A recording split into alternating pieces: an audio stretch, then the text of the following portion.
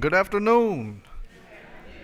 Welcome to First Congregational Church of Norman, UCC, where no matter who you are or where you are on life's journey, you are welcome here.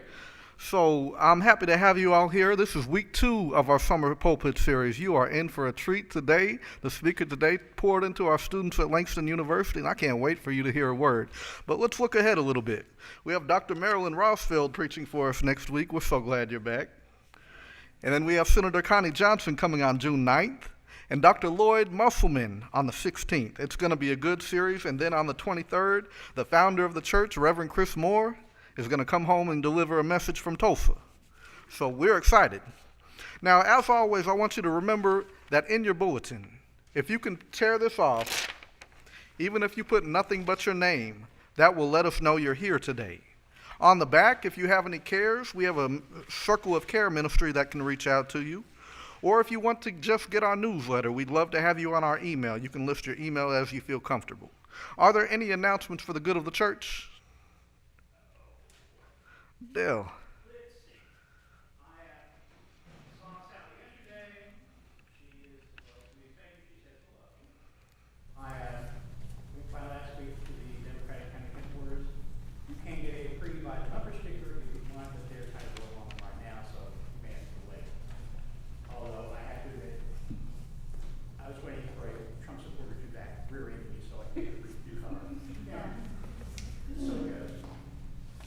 All right. Any other announcements? Sounds like Sally is doing a little better. If there are no more announcements, we'll move on to joys and concerns. For our joys, we say thanks be to God.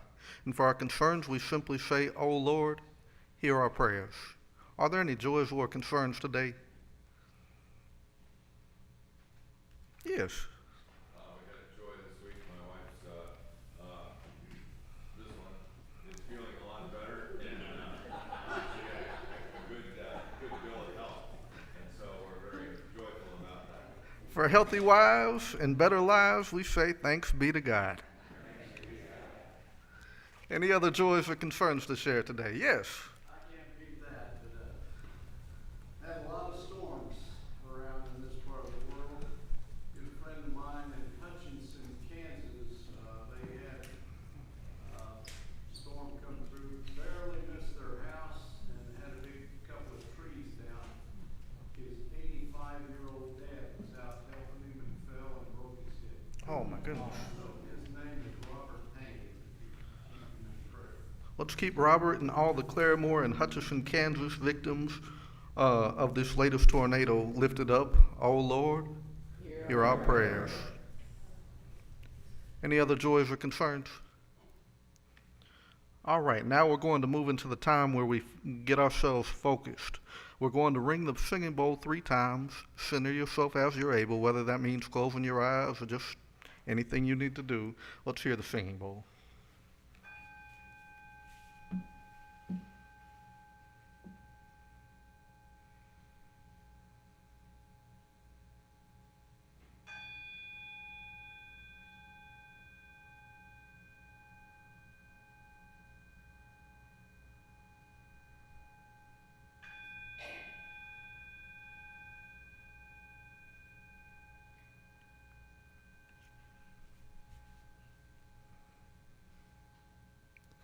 Will you join me now for the call to worship?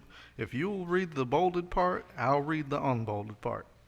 From the loneliness of troubled times we come. Into the dwelling place of togetherness we come. From fear that all is lost, we come. Into the comfort of each other's arms we come. From darkness we come. Into the refuge of fading dreams we come.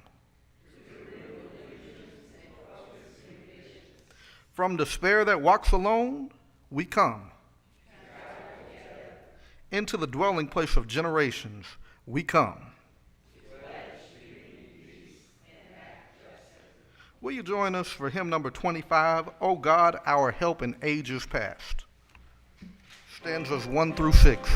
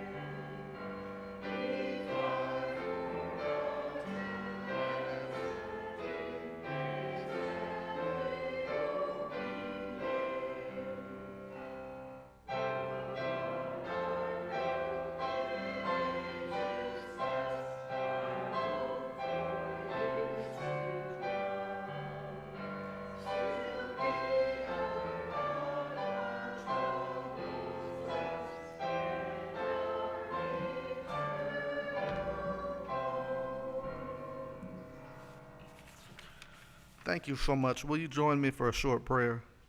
To the God who brings light where there is none, we ask your forgiveness when we act out of fear or ignorance or a simple fear of the unknown. Forgive us as we strive to practice generosity, empathy, compassion, and the love of others, every single other. Amen. Now join me in the Lord's Prayer Scholars Version that's printed in the section here. Our Creator, who is in heaven, holy is your name. Your kingdom come, your will be done, as earth as it is in heaven. Give us this day our daily bread, and forgive us our debts as we forgive our debtors. Do not let us fall into temptation, but deliver us from evil. For you reign in the power that is love, now and always. Amen. Our guest speaker today is from Memphis, Tennessee. Reverend Dr. George E. Young, Sr. retired after 30 years of pastoral service in 2013. He was elected to the Oklahoma State House in 2014. In this role, he was the Democratic Caucus Vice Chair. He served on the Oklahoma Legislative Black Caucus Chair, and as of November 6, 2018, he was elected to the Oklahoma State Senate. He continued serving as the chair of the Oklahoma Legislative Black Caucus until his term ended on April 30th, 2019. Dr. Young is the author of Christology, A Look at Practical Christianity. He's a certified mediation specialist in family and divorce issues, earned an undergrad degree from Lambuth in Jackson, Tennessee, a master's in ministry from Oklahoma Christian, where he sits on their board for diversity, equity, and inclusion, and he earned his Master of Divinity from Phillips Theological Seminar in 2010, graduating magna cum laude. As pastor at Holy Temple Baptist Church, he initiated a partnership that sponsored the largest back-to-school block party and school supply giveaway in Northeast Oklahoma City. He led the church in completing a multi-million-dollar project, senior housing project. In 2020, he secured additional funds for mental health and substance abuse in Senate District 48. In June 2022, he was elected for the last eligible term in the Oklahoma legislature due to term limits. You are in for a treat today. Our speaker has lifetime memberships in Kappa Alpha Psi Fraternity Incorporated, Leadership Oklahoma, National Urban League Oklahoma City, and his awards include the Good Samaritan Award, the Oklahoma Center for Nonprofits Award, and Leadership in Oklahoma Leadership Distinguished Graduate, and he is a member of Sigma Pi Phi, the oldest African American fraternity known as the Boule. We are excited to have with us today. I know I am. Please welcome Reverend Dr. George Young.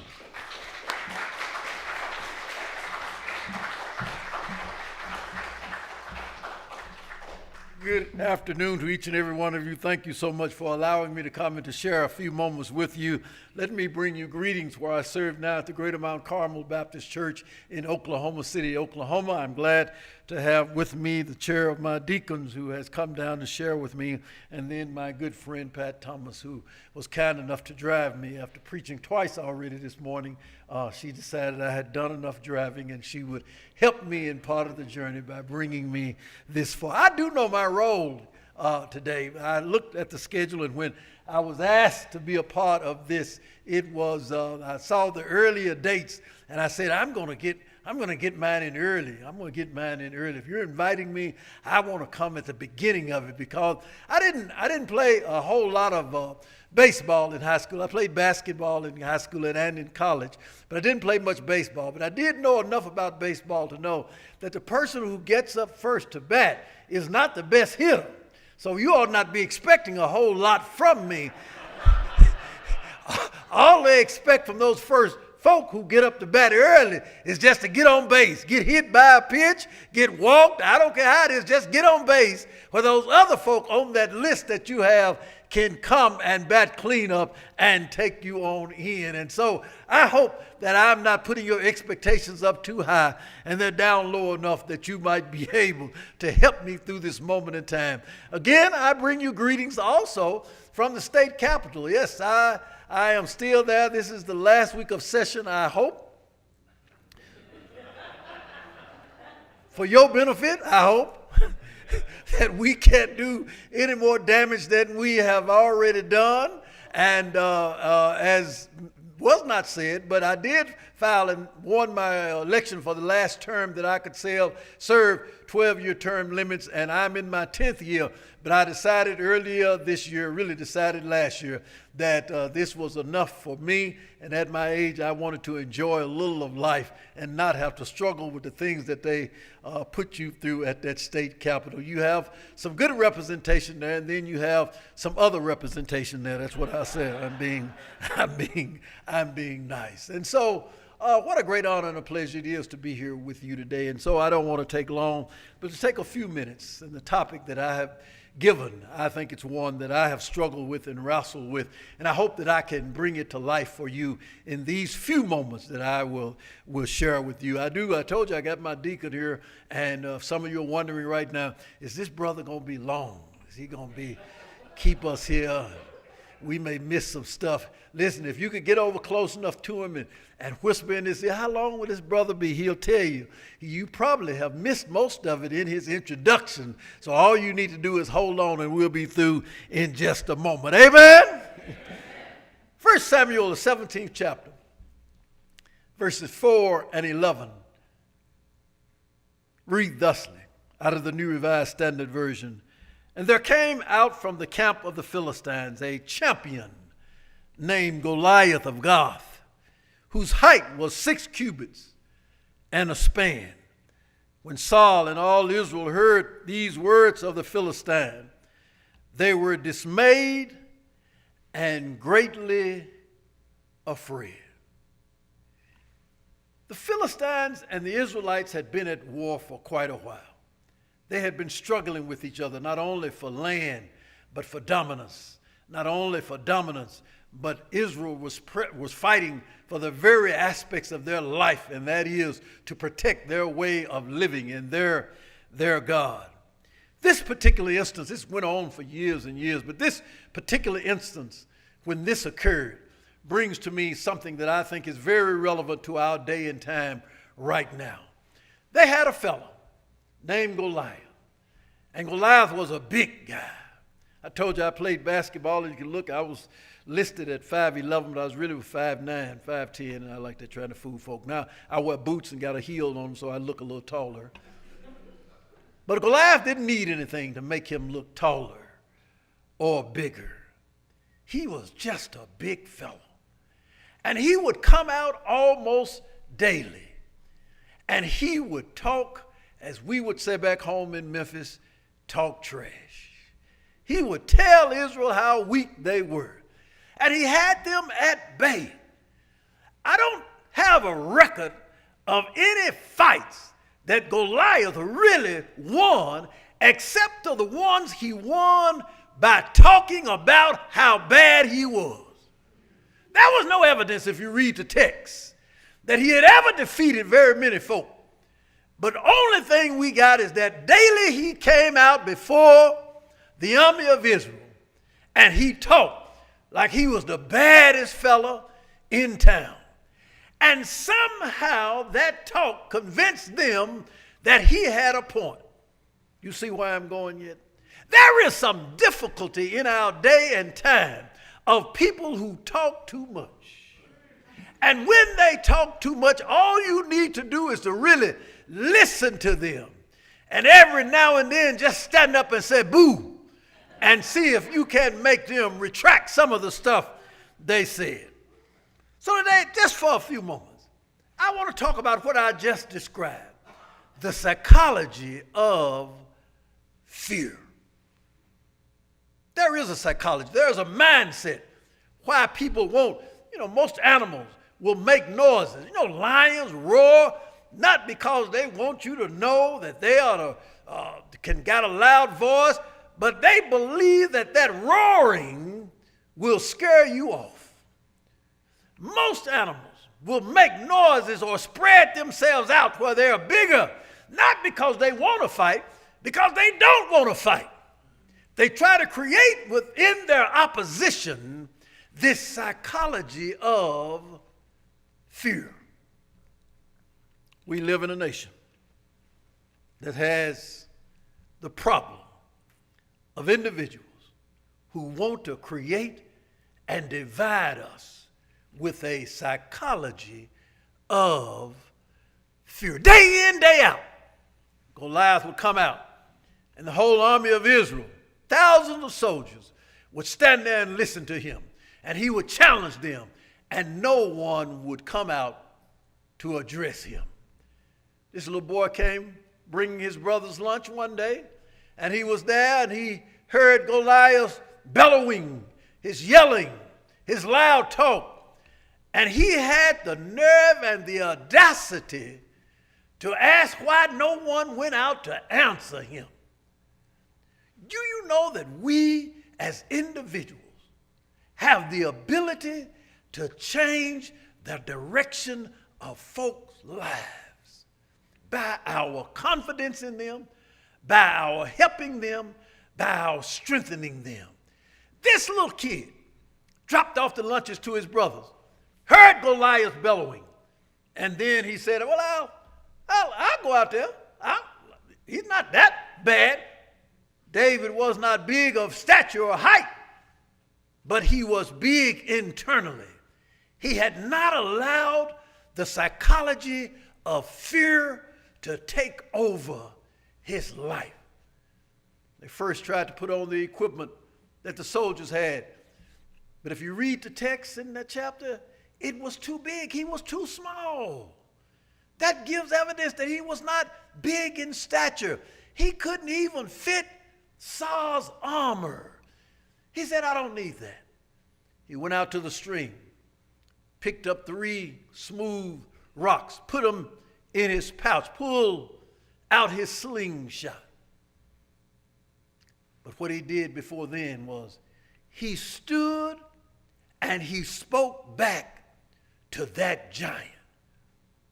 He spoke back to him through the words that he had learned while serving the God who had kept him and who had made him all that he was.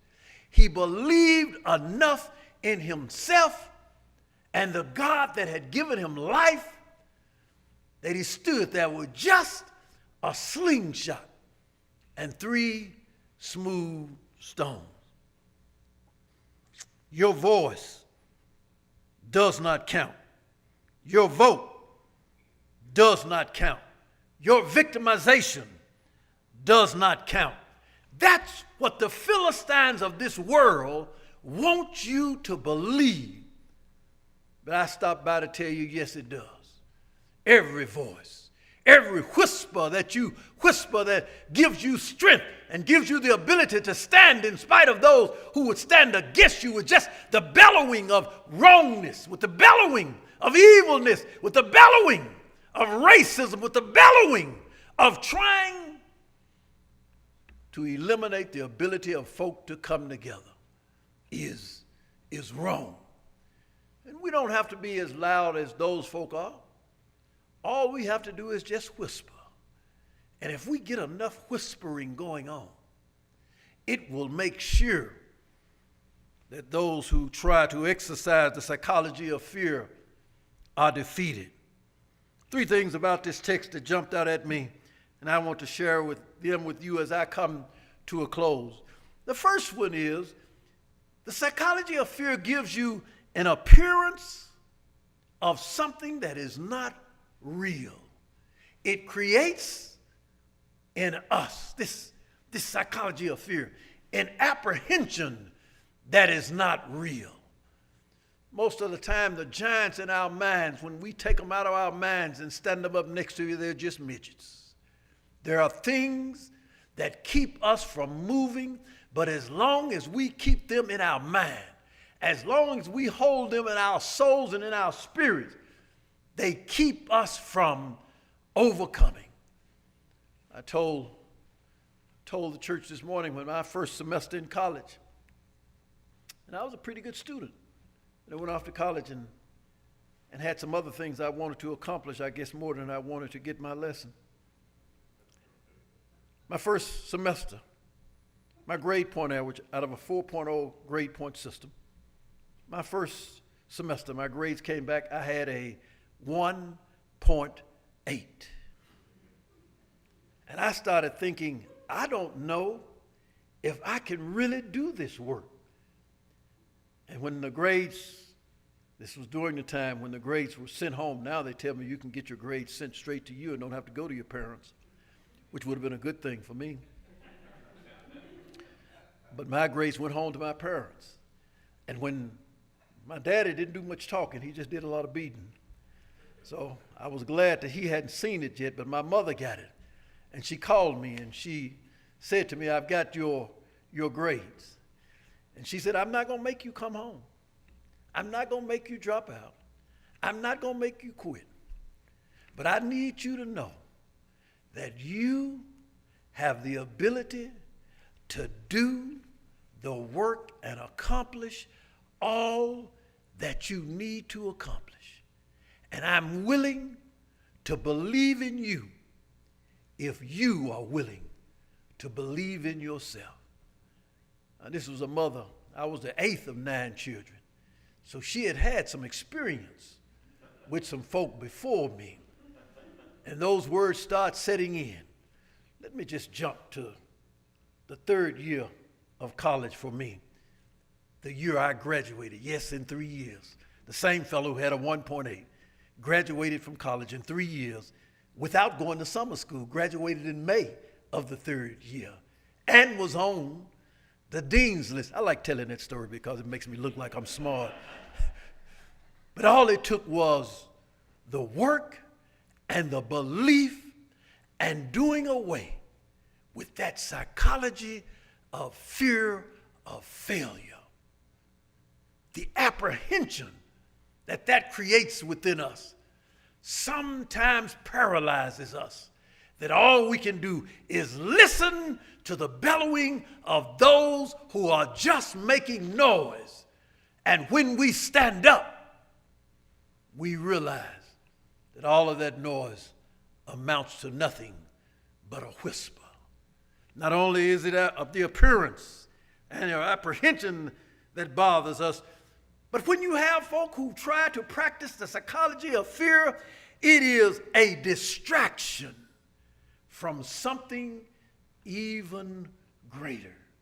It is trying to get you not to focus on that which is ultimately that which will help us to overcome the problems in our lives.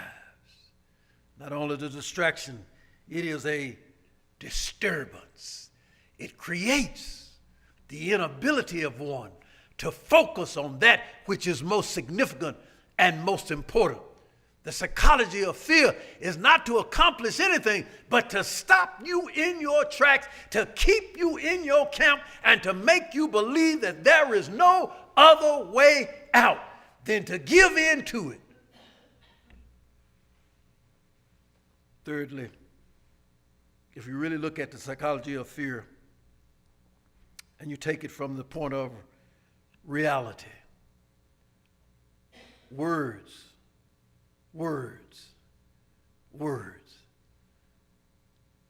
Get a dictionary if you're scared of words. Look them up. And if you don't like the words that they're using, they got some more words in the dictionary that will help you to stand up for what you believe is right and good and fair. And when you start using those words about yourself to fight against the psychology of fear, you start believing that you can overcome no matter what it is before you, that you can be greater than any problem that is set before you, that you can do whatever you place in your mind to do because you can overcome the psychology of you can't do that because you are not worthy and you are not able. Listen, I know a little bit about that. When I sat in that chamber at 23rd and Lincoln with 47 other senators, I'm one of the oldest. I turned 70 a few weeks ago. I told you in my introduction, I was born and raised in Memphis. You do the math. I was there during the Civil Rights Movement. I was there when Dr. King was assassinated. I was there when the words of people would have said to me, you are not worthy because of the color of your skin to have certain rights. But there was the psychology of fear was overcome by parents who told me, you are not better than anyone, but you are as good as everyone. It helped me to overcome the psychology of fear. It helped me not only to live in the reality that I can do what I want to do if I put my mind to it. Here is standing before you, 9 children. Father went to the 8th grade, we believe. Mother never did finish her GED for high school. Out of the 9 children, 5 of them have doctoral degrees. 4 of them have master's degrees. You can't tell me that the psychology of fear can ever win. I was there when Dr. King was assassinated. I was there during the riots. I heard the things that were said and done. I heard the discussions about how we're able and not able to do certain things just because of the color of your skin. But the reality is, when you stand up to the Goliaths in your life, they become dwarfs. And you just push them to the side and keep doing what you're doing. The result is you can overcome any obstacles in your life to become and to do whatever it is you would want to do, whatever it is you would want to become. I stand before you, serving a dream of being a state legislator. Man, I never would have thought, running barefoot on Myers Road in Memphis, Tennessee, that one day I'd be able to cast votes. Of course, it doesn't mean very much because we were in the minority, but I still get to cast the vote, so that was important. And to have a voice about where this state goes. God has blessed us with the gift of peace. God has blessed us with the gift of purpose. God has blessed us with the gift of personhood. And the psychology of fear has no place in our psyche. God bless you and thank you.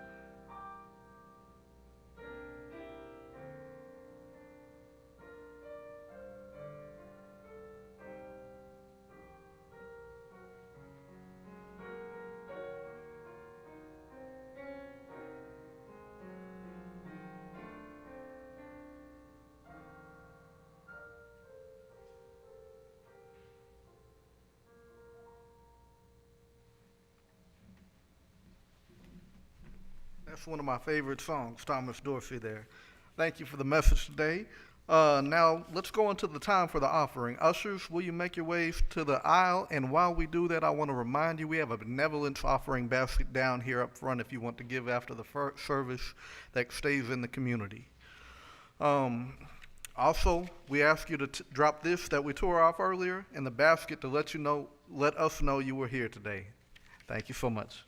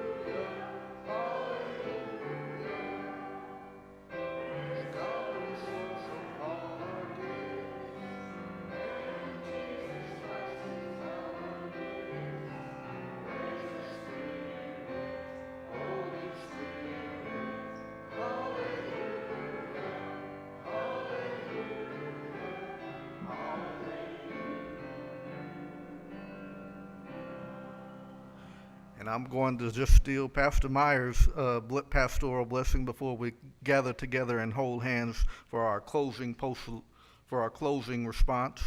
Go in peace, pray for peace, wage a little peace, and love one another, every single other.